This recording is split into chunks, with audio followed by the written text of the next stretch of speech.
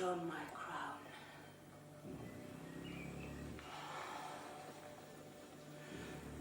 I have immortal longings in me.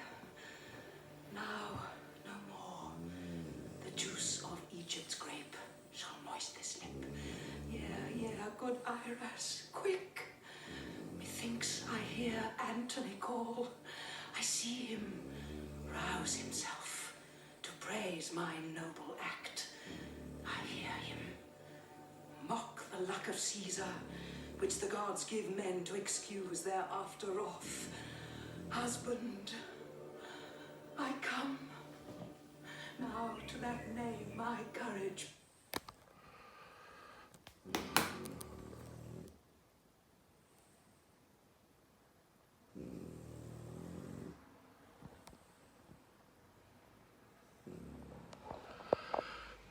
Hello, yes, that was the fantastic actress Janet Sussman in the final scene from Shakespeare's Antony and Cleopatra. I'm just trying to balance my phone there, hold on, and not flash my lockdown stomach. Yeah, that's my second choice for an occasional series. I'm not doing it every day. Of my 10, a mixture of favourite Shakespeare plays, favourite Shakespeare performances, favourite Shakespeare scenes. I think it all kind of amounts to the same thing. But my second one is Antony and Cleopatra, which has always been one of my favourite plays, especially this scene. And Janet Sussman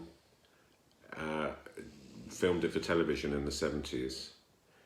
And personally, as a version that you can go and watch on film, I don't think it's been bettered. I mean, she's a terrific actress anyway, and as a little sidebar to that, you can watch her Hedda Gabler, you can watch Three Sisters, all on YouTube, complete performances.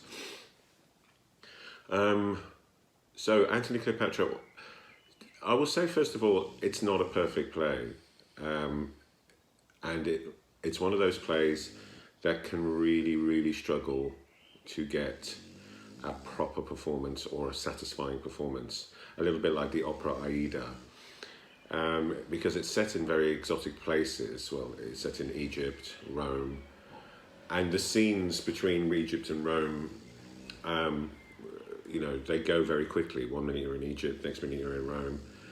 So unless you don't make it very clear where you are, it can get a little bit confusing. The productions that I tended to find over the years when I've seen them, the ones that can drag it down a bit are the ones that like spend about 10 minutes dragging a pyramid on to tell you that you're in Egypt, and dragging it off, and then a big eagle comes on to tell you that you're in Rome, and you know, columns and pillars and stuff. It's not needed in Shakespeare, you know, on your imaginary forces work. These plays were done at the Globe with probably minimal sets, probably not even costumes, definitely not even costumes. They probably wore Elizabethan costumes, because most people wouldn't really have had a clue how they dressed anyway. So I think I'm right in saying, I may be wrong, that there's an etching of Antony and Cleopatra from the time, and Cleopatra's wearing a ruff, you know, an Elizabethan ruff. I might have just made that up, I don't know. As I say, I'm not an academic, which sounds like a get-out clause, because it is a get-out clause. You know, I'm a lover of these plays and feel an urge to communicate that during the lockdown. So that's basically what I'm doing. So yeah, I you know, and you kind of think you get like a 10-minute scene, and then it all goes dark, and then you hear somebody lugging a pyramid on. You go, please. So can I just say, if you're wondering what that weird noise in the background is, that is my dog Hector, who is currently sleeping there. Not a Shakespeare lover, so he'll probably accompany us through a lot of these things, with his snoring. So yes, I think the appeal of this play lies in the fact that it's about gods on earth, I mean, Shakespeare portrays them as better than you and I. I mean, these are great people. These are like celebrities who have the best PR ever. You know, they are people that you either want to know or want to be, and they're charismatic. The pair of them are charismatic. They're two fantastic roles as well for actors, and that's the appeal of it.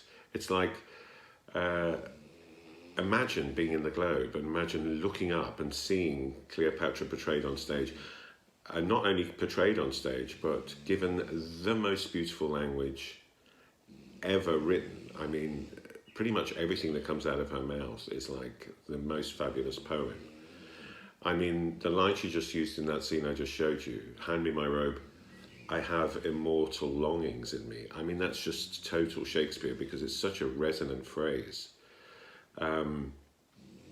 It's immediately, you know, I think she says, from this moment on, I shall be as marble constant. She's turning herself into a living statue because she knows that she will be remembered for eternity. She's not a sufferer of low self-esteem, is Cleopatra, by any stretch of the imagination. Yeah, I mean, the parallels between Antony and Cleopatra, I mean, I don't know if you know the story. Basically, he falls in love with her and she keeps leading him astray, and he stops being the soldier that he was.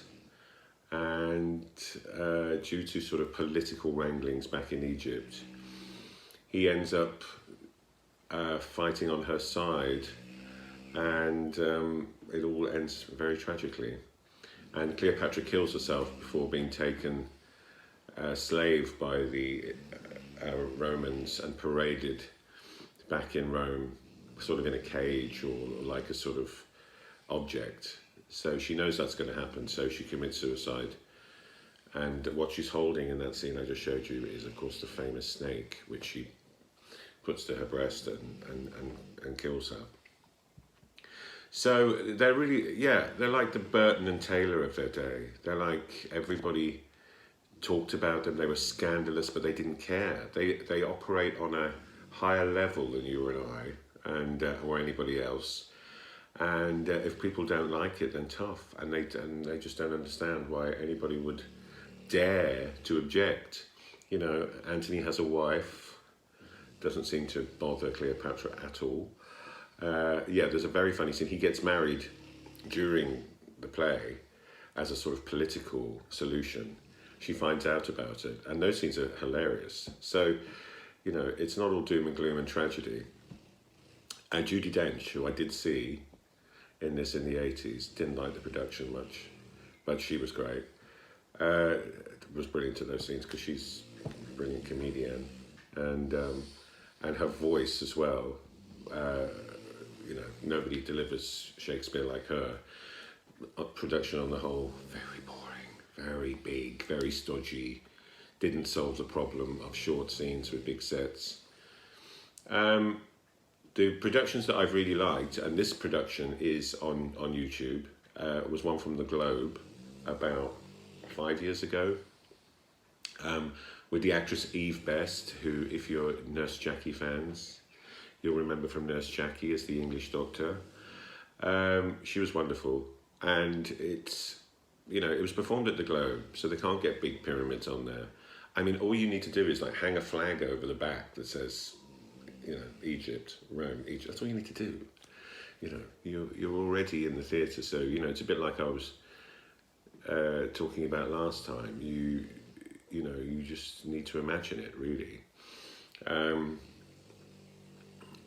You know, and then the scenes can move quicker, and then you can get all that sort of plotting and men walking around out the way and get on with it. The recent national one as well, Rafe Fiennes, brilliant. Sophie Okoneweada, oh, I really hope I pronounced that right. Okoneweada, I think it is. It's terrible, I should have really checked that beforehand, so I apologise. She was wonderful, but you know, it's a very, you know, they even had like a submarine on stage at one stage, or it looked like a submarine. And I was like, oh, does it really need that? It's dragging it down. And that's also available. There's actually quite a lot of performances of Antony and Cleopatra available, but by far my favourite is the Janet Sussman, Richard Johnson one. It's a TV version filmed in a studio, and very cleverly, and I think it's directed by Trevor Nunn, so based on a Royal Shakespeare Company production, so I would go for that.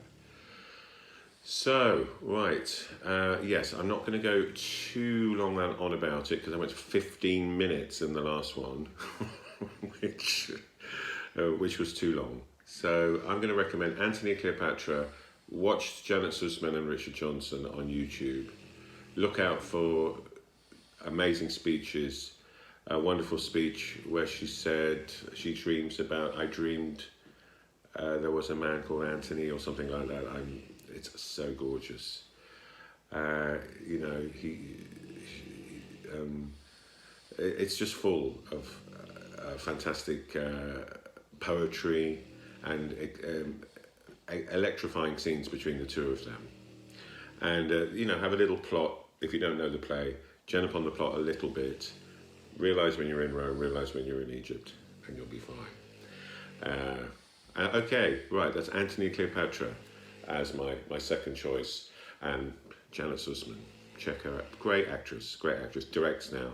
Directed the production of Antony and Cleopatra a few years back with Kim Cattrall, which I think started in Liverpool. Now she directs mainly, but she was peerless around about the 70s, 80s. Okay, thanks very much. Bye now.